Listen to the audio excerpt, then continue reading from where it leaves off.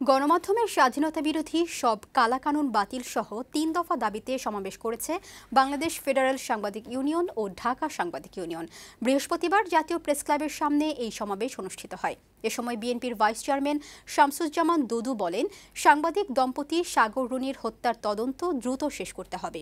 এ সময় সাংবাদিক নেতারা বলেন, সংবাদপত্রের স্বাধীনতা এখনও নিশ্চিত হয়নি। বিভিন্ন জায়গায় সাংবাদিক হত্যার বিচারের দাবি জানান তারা। সাংবাদিকদের সুরক্ষা আইন করে মুক্তভাবে সাংবাদিকতা করার দাবি জানান সাংবাদিক নেতারা।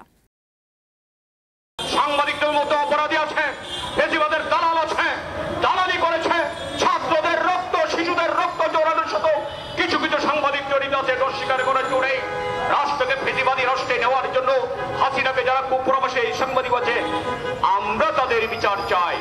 কিন্তু কোন হারে সবাইকে আপনারা আসামি করবেন, এটা আমরা অন্তত মেনে নিতে পারি না একজন পেশাদার সাংবাদিক হিসেবে। এখন এই সরকারের দায়ী মুক্তির সময়।